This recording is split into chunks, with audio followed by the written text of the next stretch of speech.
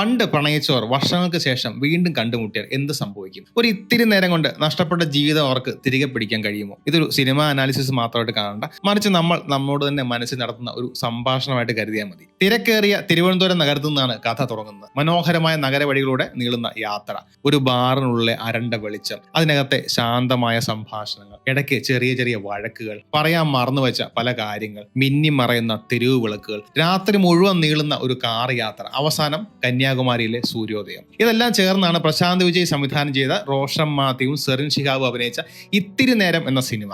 വലിയ താരനിരയോ ആഘോഷങ്ങളോ ഇല്ലാതെ വന്നതുകൊണ്ടാവാം പലരും ഈ സിനിമ അധികം ശ്രദ്ധിക്കാതെ പോയത്. 96 എന്ന തമിഴ് സിനിമയുമായി ഇത്തിരി നേരത്തിലുള്ള സാമ്യങ്ങൾ ആർക്കും പെട്ടെന്ന് തന്നെ മനസ്സിലാവും. രണ്ട് സിനിമകളുടെയും പ്രധാന ത്രെഡ് വർഷങ്ങൾക്ക് ശേഷം വീണ്ടും കണ്ടുമുട്ടുന്ന പഴയ പ്രണേതാക്കളാണ്. കഥയുടെ ഭൂരിഭാഗം നടക്കുന്ന ഒരൊറ്റ രാത്രിയിലാണ്. നഷ്ടപ്പെട്ട പ്രണയത്തിന്റെ ഓർമ്മകൾ, പറയാൻ ബാക്കി വെച്ച ഡയലോഗുകൾ, ഉള്ളിലൊതുക്കിയ ഇഷ്ടങ്ങൾ, ഇതെല്ലാം തന്നെയാണ് രണ്ട് സിനിമകളെ മുന്നോട്ട് കൊണ്ടുവന്നത്. കൂടുതലും സംഭാഷണങ്ങളുടെ കഥ പറയുന്ന ശൈലിയാണ് ഇരുവരും പിന്തുടരുന്നത്. അതുകൊണ്ട് തന്നെ ഈ സാമ്യങ്ങൾ കണ്ടിട്ടാണ് ഇത്തിരി നേരം മലയാളത്തിന്റെ 96 ആണോ എന്ന ചോദ്യം ശക്തമായി ഉയർന്നു വന്നു. ആദ്യം ഇത്തിരി നേരം എന്ന സിനിമയെ കുറിച്ച് നമുക്ക് സംസാരിക്കാം. എന്നിട്ട് നോക്കാം ഇത് 96ന്റെ കോപ്പിയുടെയാണോ അല്ലയോ എന്ന്. പേര് കേൾക്കുമ്പോൾ വളരെ ലളിതമായി തോന്നാം, പക്ഷെ ഈ സിനിമയിലെ ആ ഇത്തിരി നേരം ഒരു ജീവിതം തന്നെ മാറ്റിമറിക്കാൻ ശേഷിയുള്ളതാണ്. കോളേജ് കാലത്തെ പ്രണയം, വേറെ പിരിഞ്ഞ രണ്ടുപേർ വർഷങ്ങൾക്ക് ശേഷം വീണ്ടും കണ്ടുമുട്ടും. കഥ കേൾക്കുമ്പോൾ വളരെ സാധാരണമായി തോന്നാം, പക്ഷെ ഇത് വെറും ഒരു പ്രണയകഥയല്ല, ഉള്ളിൽ തട്ടുന്ന ഒരു അനുഭവമാണ്. അന്ന് അങ്ങനെ അല്ലായിരുന്നെങ്കിൽ എന്ന് മനസ്സ് ചോദിക്കുന്ന ഒരു ഭാരം, ഒരു നഷ്ടബോധം, അവയാണ് ഈ ചിത്രത്തിന്റെ യഥാർത്ഥ വികാരം. റോഷൻ മാത്യു അവതരിപ്പിക്കുന്ന അനീഷ് ഒരു TV ജേർണലിസ്റ്റ് ആണ്. ഇത്തിരി നേരം എന്ന പേരുള്ള ഒരു ടോക്ക് ഷോയുടെ അവതാരകനും. മറ്റുള്ളവരുടെ ജീവിതത്തിലെ സത്യങ്ങൾ പുറത്തു കൊണ്ടുവരുന്ന ആളാണ് അനീഷ്. പക്ഷെ സ്വന്തം ജീവിതത്തിലെ ഒരു സത്യം പറയാൻ ഒരു രാത്രി മുഴുവൻ അയാൾ വിഷമിക്കുന്നു. എന്നാൽ അയാളുടെ ഉള്ളിൽ ഒരു കുറ്റസമ്മതമുണ്ട്. എനിക്ക് വീട്ടിൽ പ്രശ്നമൊന്നുമില്ല, പക്ഷെ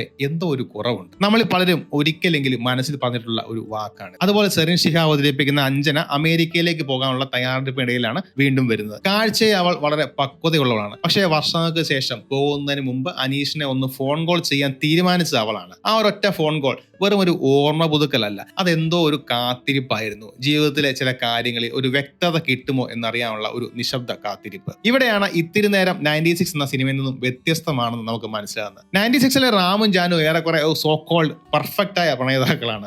അവർക്കിടയിൽ ശാരീരികമായ അടുപ്പത്തേക്കാൾ ഒരു വൈകാരികമായ കണക്ഷനാണ് സിനിമ കാണിച്ചു തരുന്നത്. എന്നാൽ ഇത്തിരി നേരത്തിലെ അനീഷും അഞ്ജനയും അങ്ങനെ അല്ല. അവർ നമ്മളെ പോലെ സാധാരണ മനുഷ്യരാണ്, തെറ്റുകൾ പറ്റുന്നവരാണ്, ചിലപ്പോൾ കുട്ടികളെ പോലെ പെരുമാറുന്നു, ചിലപ്പോഴൊക്കെ സ്വാർത്ഥരുമാണ്. സ്വന്തം സന്തോഷത്തിന് വേണ്ടി മറ്റുള്ളവരെ വേദനിപ്പിച്ച കുറച്ചുകൂടെ റിയലിസ്റ്റിക് ആയ കഥാപാത്രങ്ങളാണ് ഇവർ. പക്ഷെ ഉള്ളിന്റെ ഉള്ളിൽ പുറത്തു കാണിക്കാതെ സ്നേഹം കൊണ്ട് നടക്കുന്നത്. പ്രണയത്തെക്കുറിച്ചുള്ള റൊമാന്റിക് സങ്കല്പങ്ങളെയൊക്കെ ഈ സിനിമ ഒന്ന് പൊളിച്ചെഴുതും. പലരുടെയും ലോകത്ത് പ്രണയം പല രീതിയിലാണ് ഈ സിനിമ നമുക്ക് കാണിച്ചു തരും. രണ്ടാമത്തെ പ്രധാന വ്യത്യാസം ഡയലോഗുകളാണ്. 96ലെ സംഭാഷണം കുറച്ചുകൂടി കാവ്യാത്മകവും റൊമാന്റിക്കും ആണെങ്കിൽ ഇത്തിരി നേരത്തിൽ നല്ല പച്ചയായ റിയലിസ്റ്റിക് സംഭാഷണങ്ങളാണ്. നമ്മൾ ശരിക്കും സംസാരിക്കുന്ന പോലെ ഇത് സിനിമയ്ക്ക് ഒരു റിയൽ ഫീൽ കൊടുക്കുന്നുണ്ട്. അതുപോലെ 96 പ്രണയം മാത്രം സംസാരിക്കുമ്പോൾ ഇത്തിരി നേരം പ്രണയത്തിനൊപ്പം മറ്റു ചില കാര്യങ്ങൾ ചെറുതായിട്ട് ടച്ച് ചെയ്തു പോകുന്നു. ജാതി, മതം, ആണുങ്ങളുടെ സൗഹൃദങ്ങൾ, സമൂഹത്തിന്റെ ഈ കപട സദാചാര ബോധം, ഇങ്ങനെയുള്ള വിഷയങ്ങളെ വലിയ ഡയലോഗ് ഒന്നും അടിക്കാതെ കഥയുടെ ഒഴുക്കിൽ ഈ സിനിമ കൊണ്ടുപോകുന്നു. അതുപോലെ ഇതൊരു സ്ലോ സിനിമയാണ്, പക്ഷെ വെറുതെ ഇഴഞ്ഞു നീങ്ങുന്ന ഒന്നല്ല. ഓരോ നിമിഷവും ഒരു ഞരമ്പ് പോലെ വലിഞ്ഞു മുറുകി നിൽക്കുന്ന ഒരു തരം പിരിമുറുക്കം ഇതിലുണ്ട്. എനിക്ക് ഏറ്റവും ഇഷ്ടമായ സിനിമയുടെ മിനിമലിസമാണ്. ഫ്ലാഷ് ബാക്കുകളില്ല, കോളേജ് കാലത്തെ പ്രണയരംഗങ്ങളുടെ അതിഭാവുകത്വങ്ങളില്ല, വലിയ പശ്ചാത്തല സംഗീതമില്ല.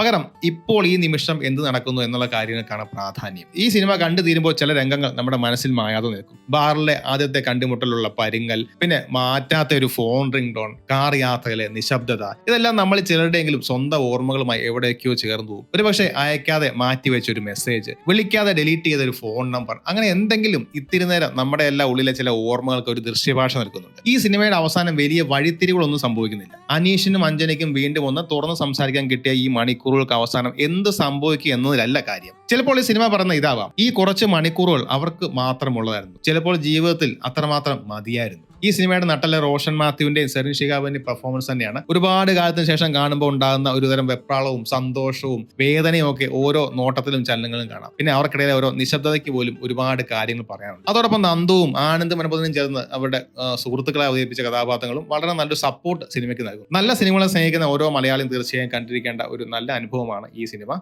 ചുറ്റുമുള്ള ബഹളങ്ങൾ ഒഴിവാക്കി ഫോൺ സൈലന്റ് മോഡിലാക്കി തിരക്ക് പിടിച്ച ജീവിതത്തിൽ നിന്നും ഇത്തിരി നേരം ഈ സിനിമയ്ക്ക് വേണ്ടി ഒന്ന് മാറ്റി വെക്കുക. കണ്ടിട്ട് നിങ്ങളുടെ അഭിപ്രായം കമന്റ് ചെയ്യുക. ഇപ്പോൾ ആമസോൺ പ്രൈമിൽ ഈ പടം സ്ട്രീം ചെയ്യുന്നുണ്ട്. താങ്ക്